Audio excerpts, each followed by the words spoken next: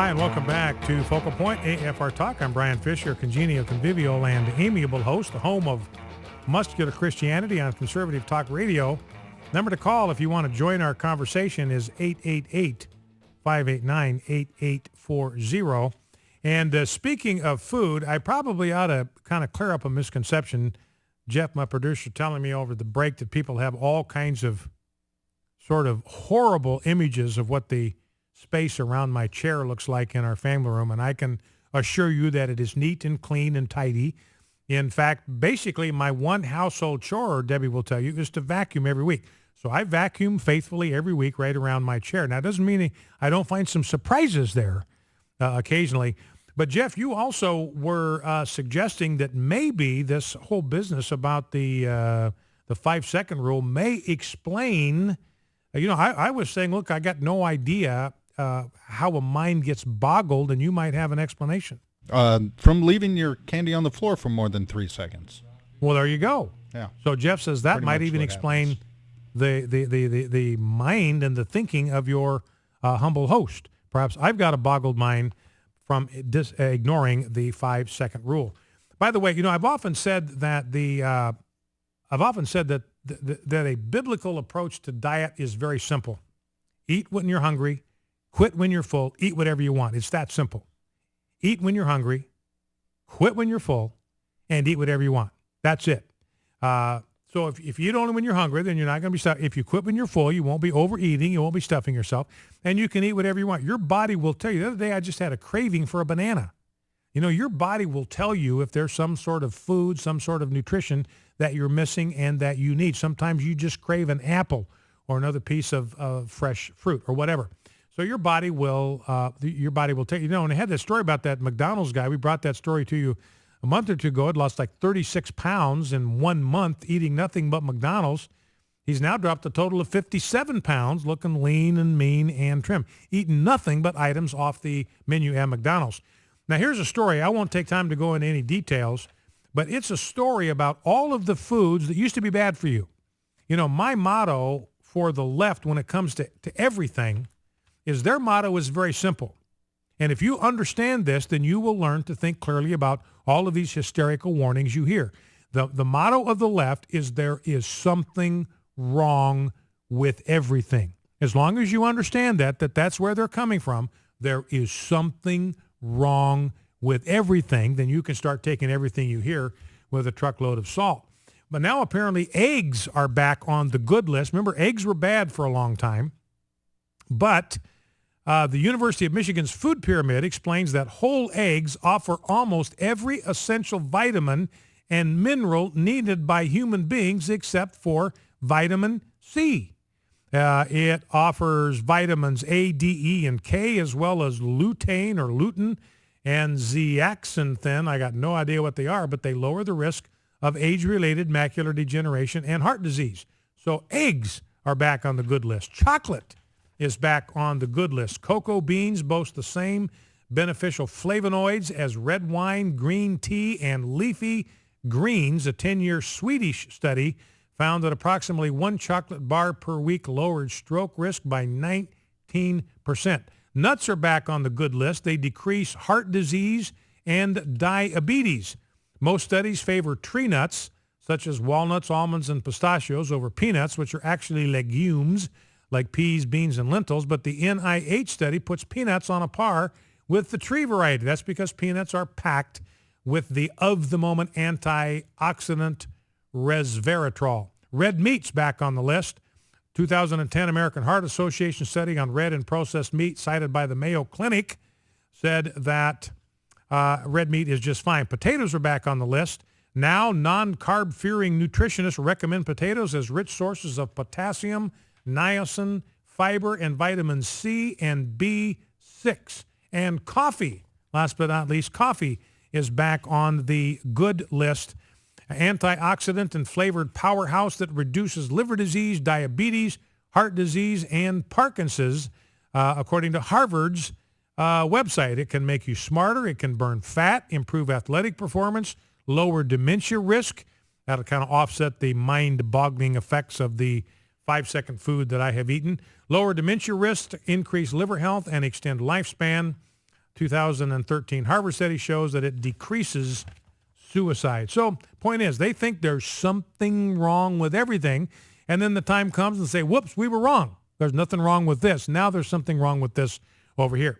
All right, well, let's go to the phones. Let's go to Nick in North Ohio. Nick, welcome to Focal Point. What's on your mind? Hi, Brian. Thanks for taking my call. Yes, sir. If I could just talk about Russia and Ukraine for a second, and I'd like to start off by saying that I'm of Russian background. Uh-huh. My parents brought me here in 91, so I pretty much grew up in America, but I was actually born in Russia.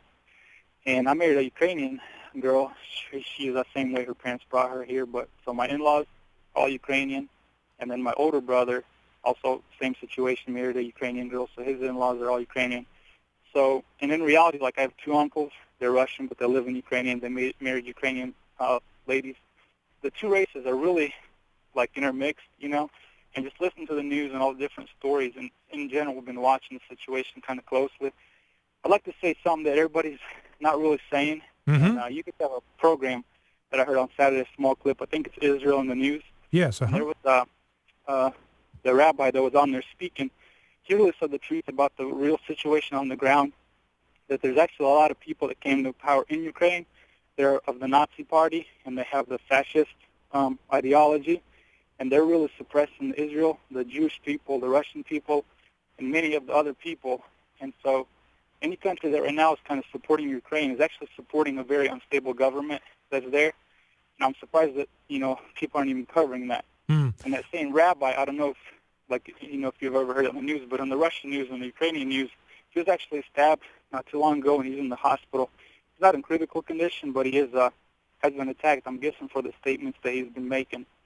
And so it's kind of sad to see that, you know, so many different countries are kind of weighing in and really trying to separate the two people, the Russians and Ukrainians. They're really not, I should say, they're not really two different races, or they're not really people that are trying to really fight each other. A lot of it's kind of been, how should I say, like a lot of different people, different countries that don't even know what it's like. Because I've been there personally. I've been in Ukraine. I've been in Belarus not so long ago. I've been in Russia. The lifestyle, the mentality, just the way people live, they're very closely knit in the sense of just ordinary people.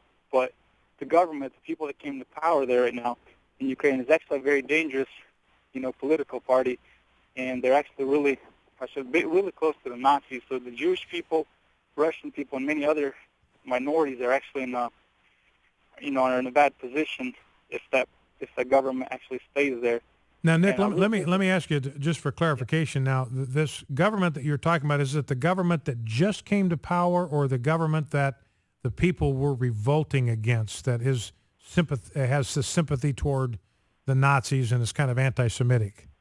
It's kind of the one that came to power, the ones that were on the Maidan, you know, on the streets and everything, that were you know, causing all the trouble, burning the tires, doing all that. Uh-huh. And they're now the people, you know, they're actually coming into the different government offices and the different legislative, you know, what do you call them, like the meetings and things. Mm-hmm. And they're interrupting it. They're coming in camouflage. They're coming in with machine guns, and they're interrupting it and just saying things are going to be done our way. So it's and this is kind of more the northwest part of Ukraine, and they're trying to press that all the way down to the south. And then the south, if I can speak real quickly about that, like a lot of time on the news, they'll say that they're Russian-speaking. The people there aren't Russian-speaking. They're actually Russian by their nationality, by their passports, their citizenship is Russian. And like Crimea, which I think was 68% Russian, Mm-hmm. and there's a small percentage Ukrainians and a small percentage of another nationality, the Mongol Turkish people.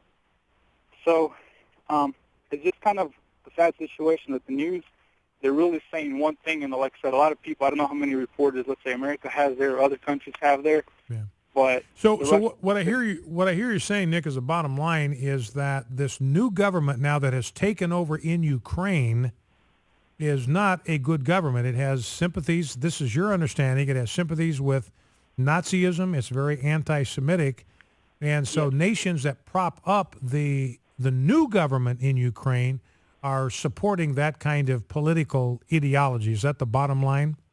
Yeah, that's pretty much the bottom line. All right. Well, and it's interesting because, I had read stories, Nick, and maybe you can confirm this, that when Russia collapsed back in 1989, Ukraine became independent in 1991, 1993, somewhere in there, that there was this void in all of these former Russian satellite states because Christianity had been repressed for so long. There was no value system.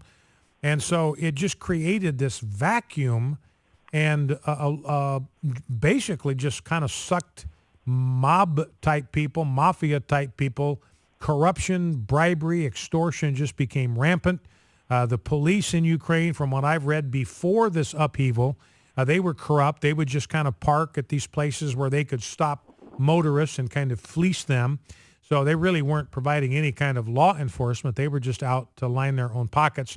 And the same was true with the government officials. So that was, we had a corrupt government before, and now, and is that correct? Because you're saying the government they have now that replaced that one is Nazi sympathies, anti-Semitic. But my understanding is the government it replaced wasn't any prize either. It was corrupt as well. Yeah, you're correct on that. I mean, it wasn't a good government to begin with. And, I mean, there's a lot of corruption, in those three, pretty much, I'll say, all the Soviet countries. That's true. Now, let me ask you this question, one last question, Nick, because we're running out of time here. Okay. Do you, speaking as someone who's Russian, wife Ukrainian, do you want the United States to intervene militarily in that situation? I'd prefer not. I mean, here's what I can say. I guess what I'm trying to say is the best country right now to really step in and do something would be Russia because it understands the most. It's the closest. I mean, it's a neighboring country. Wow. If the people are intermixed, I mean, they're going to be the ones that really understand, the Ukrainian people. Wow. All right, Nick. Well, listen, I'm out of time. That very informative call. I appreciate that. That's fascinating. Nick believing that maybe Russia's the best bet the people of Ukraine have right now. Focal Point, AFR Talk. We'll be right back after the news. Stay with us.